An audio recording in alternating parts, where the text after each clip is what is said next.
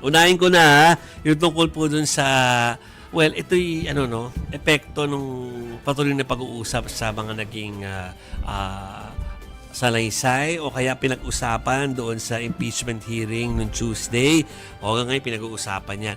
Near the end na kasi na-mention yan tungkol doon sa COA. Oo.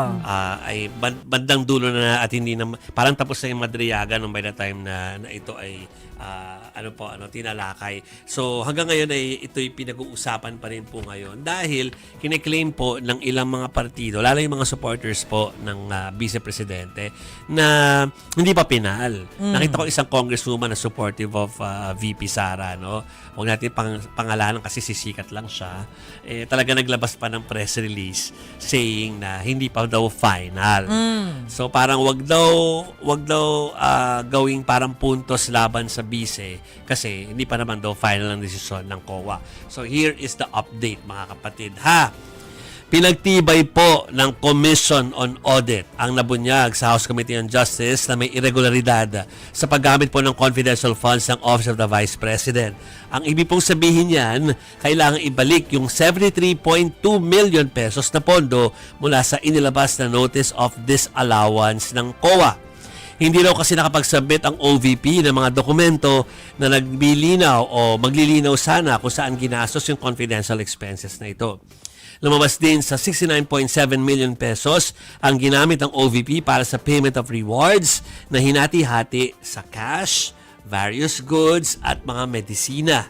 Base naman sa naging apela ng kampo ni VP Sara, meron daw silang accomplishment report na nagpapakita na 100% yung mga naipatupad sa kanila pong mga activities. Ang git naman ng COA, hindi raw sapat yung pinapakitang report dahil walang breakdown ng confidential expenses at salaysay na tagumpay ang surveillance gathering activities ng OVP. Maski po yung 3.5 billion pesos na biniling mesa, upuan, computers at printers ay hindi rin po pinayagan ng COA dahil walang official receipts, kundi mga acknowledgement receipts lamang. Nalindigan naman si dating COA Commissioner Heidi Mendoza sa programang Storycon po yan kanina. Ito'y dating commissioner nga ng COA, so alam natin na alam niya yung gawain ng COA, no? Na kahit daw pwede pa ito iapela sa higher courts ng kampo ni VP Sara, final na ito kung ituturing base sa exclusive determination ng findings ng Commission on Audit. Kumbaga sa level po ng COA, final na. No? Kung idudulog to sa ibang mas mataas like SC, ibang usapan po yun. Pero kung yung COA yung pag-uusapan, tama yung headline na si COA nag-disallow na talaga. Okay, pakinggan natin ang sinabi po ng dati pong commissioner ng COA. Ang natin patunayan ay hindi tama na sinasabi, hindi pa final na sinasabi na irregular yung No, as far as the Commission is concerned, and because this is the exclusive the determination ng regularity and validity of the expense, Commission on Audit yan. Ito yung malungkot. It is the Office of the Vice President then na siyang maniningil or mag-i-ensure na mabayaran yung dapat ibalik sa pamahalaan.